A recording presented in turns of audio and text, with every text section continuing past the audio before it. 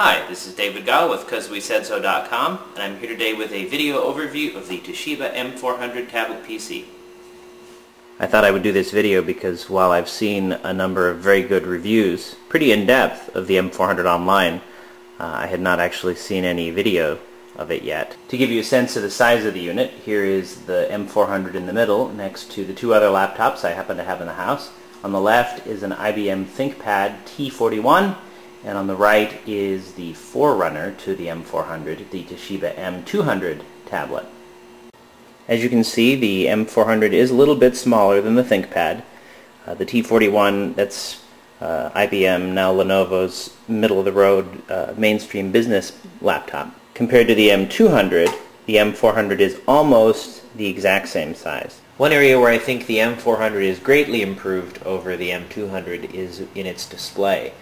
The M400's display is very bright, clear, and it does not have some of the strange angle of viewing issues that the M200 experienced. It's a little hard to tell here with the video, but if you look, I can move over here. The display is still pretty clear. Same thing if I move over to this angle here. Big improvement over the M200. The M200 screen, if you looked at it from this angle here, pretty much everything over here would be color reversed, very dim, really ugly. So they've done great things improving the quality of the display and really the overall feel of the machine. My impression aesthetically is I really like the new design. I think it looks a little more polished, a little more refined, maybe a little more at home in a business environment. Just a really nice piece of hardware. Alright, so why don't we take a quick tour of the machine so we can see where everything is located. Here in the bottom right corner is the power switch. You'll notice, if you're familiar with the M200, there is no lock switch the way there was on that machine. The M200 had a little slider to keep you from accidentally turning it off, but I never did, and so it's probably just as well they got rid of that. Just a little north of that we have a four-way switch, which is also a button. You can use that to operate the cross menu utility and for other purposes. Just north of that we have a cluster of buttons going from bottom to top. We have the screen orientation control, the security button that brings up Task Manager, and then a couple of programmable buttons right here that you can use for a variety of purposes. Right now I have them set to launch OneNote and my email program. Near the top right-hand corner of the machine we have the fingerprint scanner, which is a new addition with the M400. You can use it to log into Windows, log into websites, and it will also, I think, work with the startup password if you have one of those set for the machine, though I haven't tried that.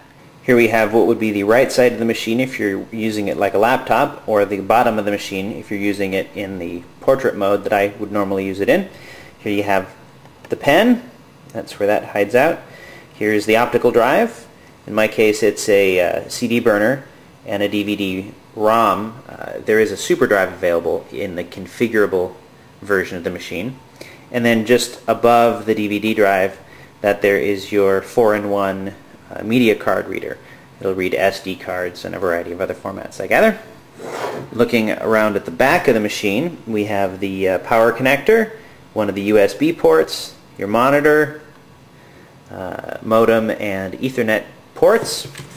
Continuing on around to the left side of the machine, if you're using it like a laptop, here is the exhaust port for the fan. The intake ports are on the bottom here. This here I believe is a connector for a Kensington lock or something like that, a notebook security cable. Two more USB ports. Here's the FireWire port. Here's the PC card slot. That'll take a Type 1 or Type 2 PC card. And moving down the front edge of the machine, here you have your indicator lights for hard drive and power, and in this case standby mode.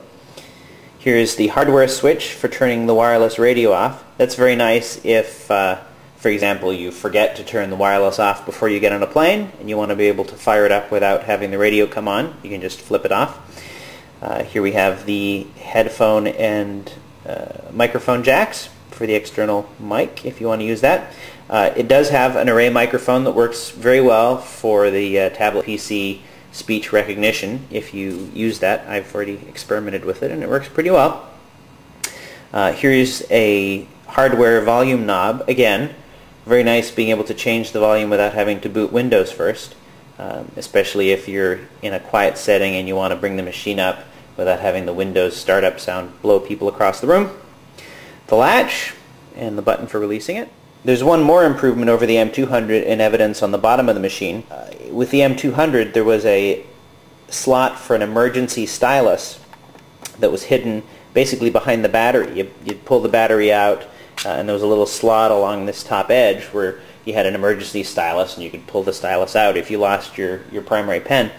But that's a little inconvenient if you're running the machine and you don't want to have to shut down or switch to AC power in order to get your stylus out. On this machine they've actually put the emergency pen slot right here on the front edge behind a little door. So if I can get this to slide open for me, which would probably be easier if I wasn't holding a camera, you just unsnap it like that and there's your emergency stylus. This did not actually come with the machine, by the way, but I had one from my M200 days that turns out to be the exact same size, which is nice. And here we have the keyboard, which if you're familiar with the keyboard for the M200 tablet will be very familiar to, because as you can see here it's pretty much the exact same layout. There are a lot of thoughtful little touches to the way the M400 works that I really appreciate. An example of that is the way the screen orientation works. When you open the machine into laptop mode like this, the screen automatically orients into the direction that you would expect it to go. When you flip it back, turn it back into a tablet, the screen automatically reorients into portrait mode. The other thing though is there's this screen orientation button, and what it does is it works with an internal sensor. So what you do is you orient the screen into you orient the screen so that down is in the direction that you want to be down, and then you just push the button and it will automatically rotate the screen so that down is down, which is pretty nice. Here's another feature I like. If you hold down the cross button, the little joystick over here, for more than a second or so, it brings up a utility program called the cross menu, and this lets you access a lot of the configuration settings for the machine, brightness control, the zoom utility, screen orientation, a lot of the configuration utilities. You can also set up a series of shortcuts to programs that you use frequently, and then this row here lets you switch between the open windows so that you don't have to rely on the taskbar. Anyway, that's it for me today, so I hope this has been of some interest or enlightenment or mild amusement.